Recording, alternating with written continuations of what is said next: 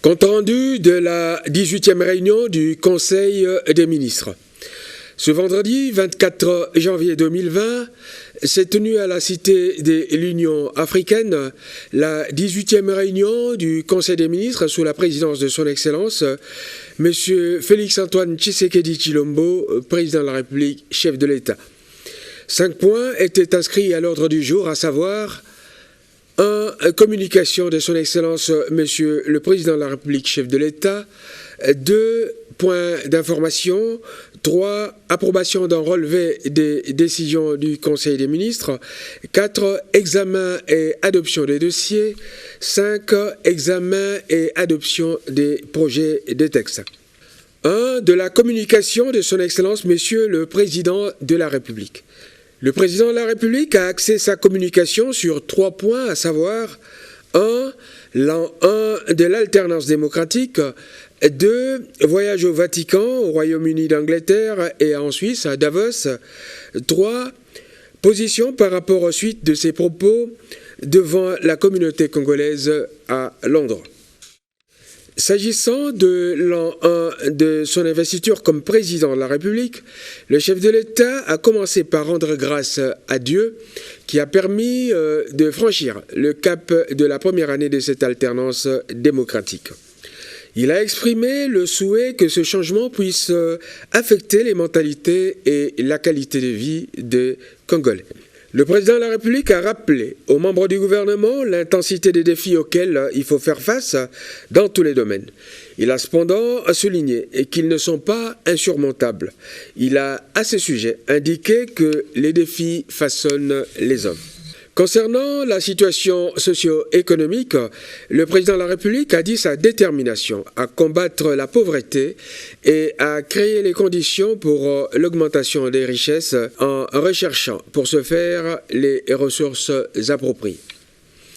Il a indiqué que l'année 2020, décrétée année de l'action, devait voir se concrétiser sa volonté affichée de changement.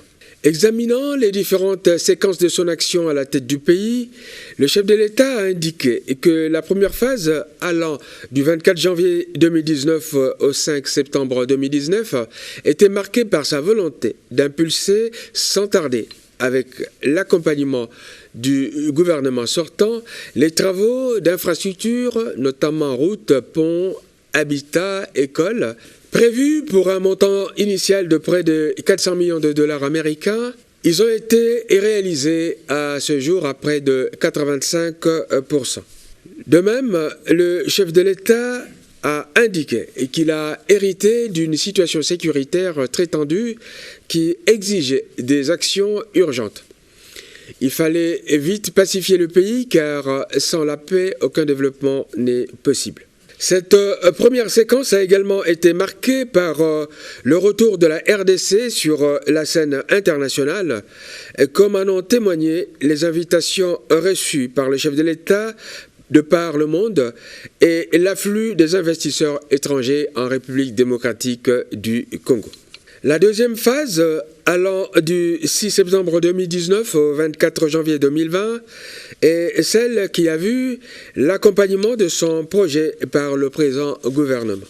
Plusieurs résultats sont à mettre à l'actif de cette période, notamment la concrétisation de la gratuité de l'enseignement primaire, la pacification d'une grande partie du pays, le retour de la coopération avec les institutions du Bretton Woods. En ce qui concerne la sécurité, le chef de l'État a souligné sa décision de restaurer la paix à l'est de la République et de faire installer à Béni l'état-major avancé de nos forces armées. Il a donné des directives et des moyens nécessaires à cet effet. Depuis, il a été constaté que notre armée est en train de récupérer les terrains jadis occupés par des miliciens. Parmi les hauts faits de l'armée, on notera l'arrestation du grand chef des milices ADF ainsi que la reprise de Madina. Le chef de l'État a rappelé qu'à ses yeux, une armée véritablement républicaine, une police professionnelle et motivée, de même que des services de sécurité bien structurés, constituent l'objectif qu'il s'assigne. Il a redit sa volonté d'honorer ceux qui ont décidé de sacrifier leur vie pour défendre la nation. Concernant la coexistence entre les communautés dans les hauts et moyens plateaux du Sud Kivu, il a dit sa détermination à ne laisser personne instaurer des différences entre les Congolais dès lors qu'ils tiennent leur état de notre Constitution et de nos lois. Le chef de l'État a invité les Congolais à prier pour l'unité et le progrès de leur pays. Abordant le problème de ses récents voyages à l'étranger, le président de la République a informé les membres du gouvernement de ses séjours au Vatican, en Angleterre et en Suisse. En ce qui concerne son voyage au Saint-Siège, le président de la République a indiqué qu'il l'a effectué sur l'invitation du Saint-Père.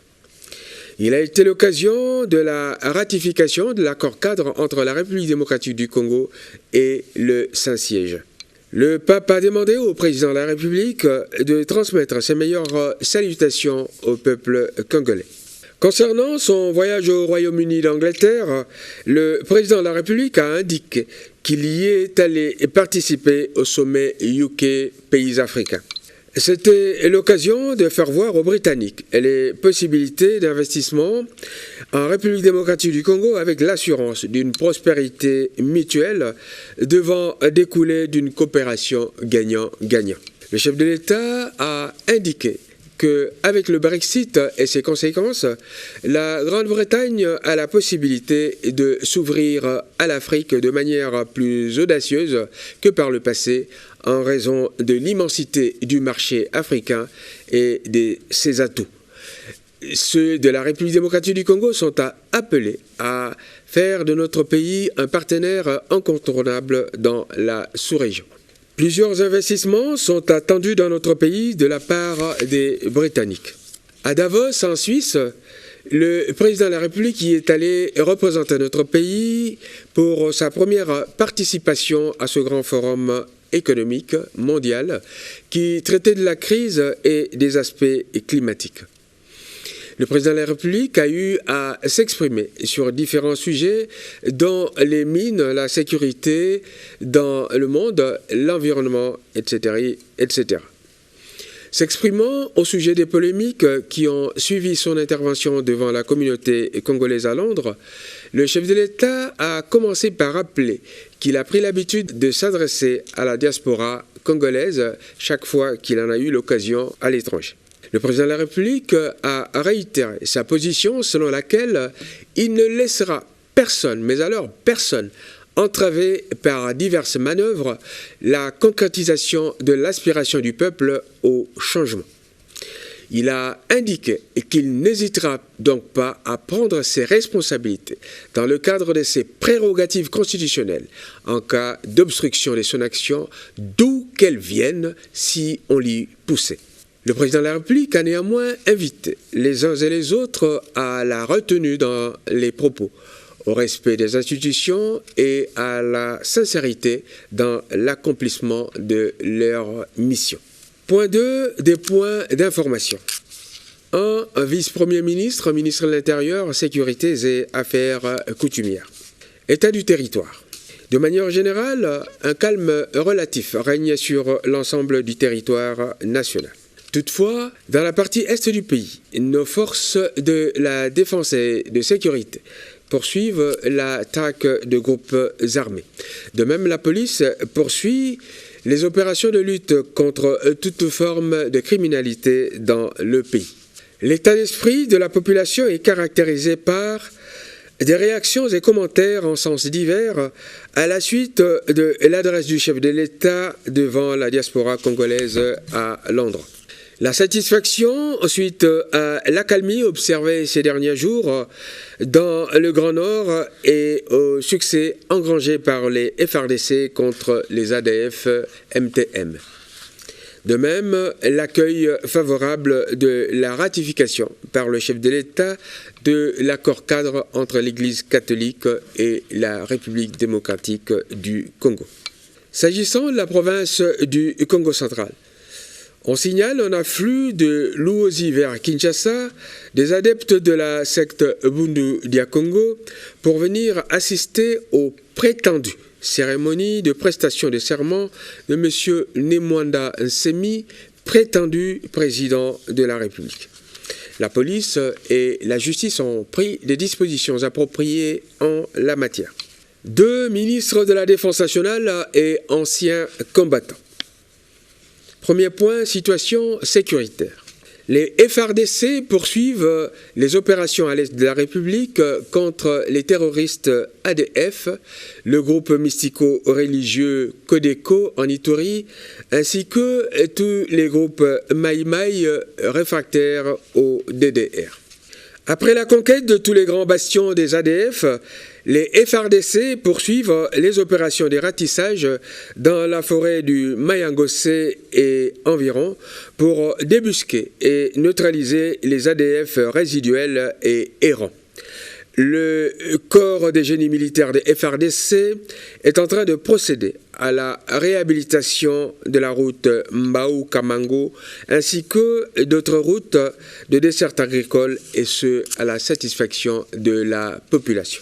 On note une vague de reddition dans les rangs des Nyatura et de l'APCLS dans les territoires de Rutshuru et de Massissi dans le Nord Kivu.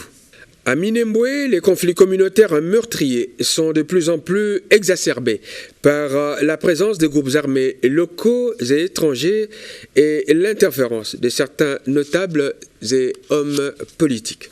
On y a également observé la poursuite de la défection de quelques militaires FARDC partis rejoindre la milice Ngomino. En Irumu, près d'un millier de rendus FRPI en pré-cantonnement à Geti et Azita attendent la finalisation de l'accord avec le gouvernement congolais dans le cadre du processus DDR.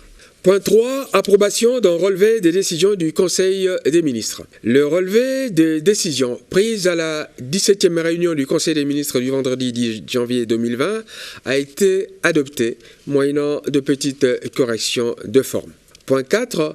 Examen et adoption des dossiers. Point 1. Vice-premier ministre, ministre du Plan, ainsi que le ministre de l'Économie nationale. Il s'agit du point relatif à l'évolution des prix sur le marché au cours du mois de janvier 2020.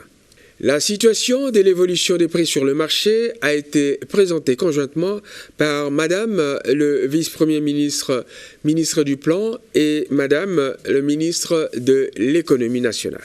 Madame le vice-premier ministre, ministre du Plan, a donné un aperçu de l'évolution des prix au niveau macroéconomique, reprenant globalement l'évolution générale des prix et du taux d'échange au cours de la période considérée.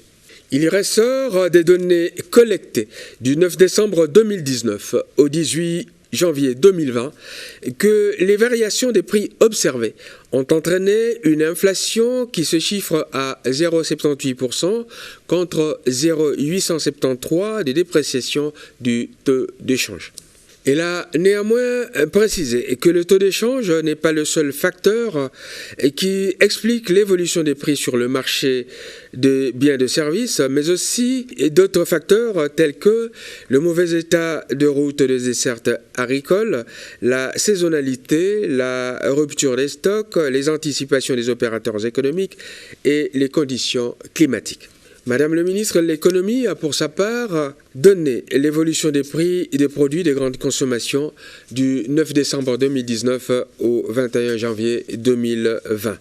Au cours de cette période, il a été observé une hausse préoccupante des prix de quelques produits de grande consommation tels que le sucre, le poulet congelé, le haricot et le maïs de graines. Pour arrêter cette tendance haussière, Madame la ministre de l'Économie, consciente du fait que la hausse des prix est la conséquence d'un déséquilibre entre l'offre et la demande, a préconisé des mesures conjoncturelles, mais aussi des actions de grande envergure pour relancer la production et consolider la croissance. C'est dans cette optique qu'elle a notamment convié les dirigeants de la sucrière de Kouilungongo à une séance de travail le 27 janvier 2020 et les comités de suivi de produits de première nécessité à renouveler les accréditations de leurs membres en vue de la tenue de leur première réunion. Après débat et délibérations, le Conseil des ministres a adopté les mesures préconisées par Madame le vice-premier ministre, ministre du Plan, ainsi que Madame le ministre de l'Économie, consécutivement à l'analyse de l'évolution des prix sur le marché pour le mois de janvier 2020. 2. Ministre des Finances. Le ministre des Finances avait 2 dossiers à présenter au Conseil des ministres. Le premier concernait les contraintes actuelles de l'économie congolaise et les pistes durables de solutions.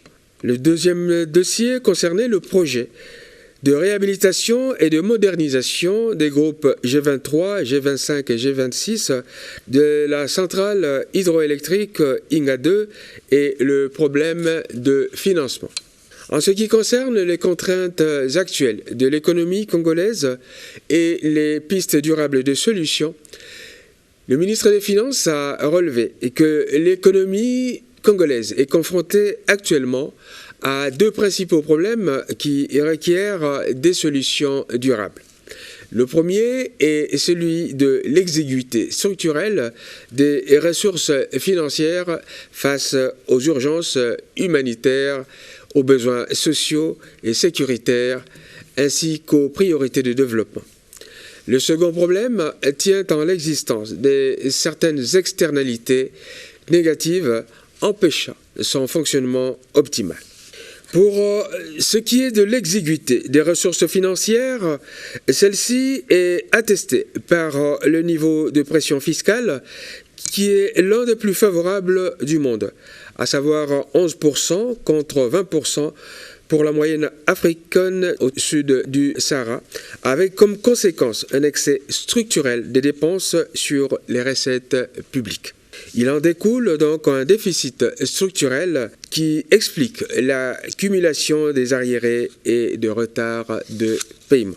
Pour en sortir, le président de la République a levé l'option de faire appel aux partenaires multilatéraux, notamment le Fonds monétaire international et la Banque mondiale, option qui a permis la conclusion du programme de référence dont la première retombée favorable a été l'octroi à la République démocratique du Congo de 368 millions de dollars américains au titre de facilité de crédit rapide. Le second problème est l'existence des externalités négatives. Il s'agit des obstacles empêchant le fonctionnement normal de l'environnement où opèrent les entreprises et les hommes d'affaires, notamment le caractère peu favorable des climats des affaires et des investissements, marqué entre autres par la multiplicité des tracasseries et des taxes, des goulots d'étranglement tenant aux difficultés d'accès à l'eau et à l'électricité. Face à cette structure de déficit structurel et de climat des affaires peu favorable à l'éclosion des investissements, il y a nécessité de maintenir notre coopération avec les partenaires extérieurs, Fonds monétaire international et Banque mondiale notamment, et de prendre des mesures fortes au niveau des finances publiques et à celui du fonctionnement du système économique. C'est dans ce cadre que le Conseil des ministres a décidé de la tenue d'une réunion la semaine prochaine sous la présidence du chef de l'État, à laquelle participeront le Premier ministre, quelques ministres du secteur, afin d'arrêter les dispositions destinées à la réflexion profonde sur les mesures pratiques à prendre par le gouvernement dans le cadre d'une réunion consacrée exclusivement à ces questions. S'agissant du projet de réhabilitation et de modernisation des groupes G23, G25 et G26, il a été reporté à la demande du ministre des Finances pour être examiné à l'occasion du prochain Conseil des ministres. 4. Ministre de l'Environnement et Développement durable. Il s'agit du rapport d'émission de participation à la 25e session de la conférence des parties COP25 à la Convention cadre des Nations Unies sur les changements climatiques à Madrid, en Espagne. Le ministre de l'Environnement et Développement durable a fait rapport au Conseil des ministres de sa mission qu'il a effectuée du 9 au 14 décembre 2019 au segment semestriel de la 25e session de la conférence des parties à la Convention cadre des Nations Unies sur les changements climatiques, conférence appelée COP25. Avec sa position de vice-président de la conférence des ministres africains de l'environnement, le ministre de l'Environnement et Développement durable a déployé un important balai diplomatique afin d'assurer la visibilité de notre pays dans le secteur de l'environnement et de lutte contre le changement climatique. De ce balai diplomatique, des retombées palpables ont été enregistrées, notamment l'acceptation par l'Indonésie d'accueillir les experts congolais pour une formation sur les tourbières. Problématique très actuelle s'il en est dans notre pays.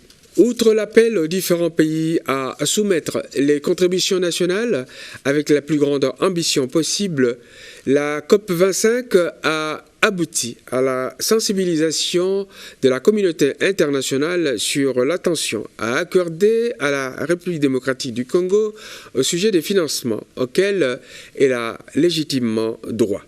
Point 5. Examen et adoption des projets de texte. 1. Ministre du Développement rural. Le ministre du Développement rural a présenté 2 projets de décret ayant déjà fait l'objet des toilettages au niveau de la commission des lois et règlements. Le premier projet concerne le décret portant création, organisation et fonctionnement de l'Office des voies de desserte agricole en République démocratique du Congo, OVDA en sigle. Ce projet de décret a été adopté.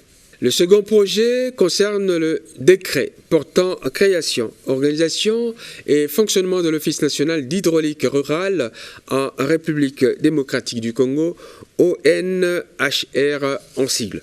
Ce projet a également été adopté. Commencé à 13h55, la réunion s'est terminée vers 17h40. Je vous remercie.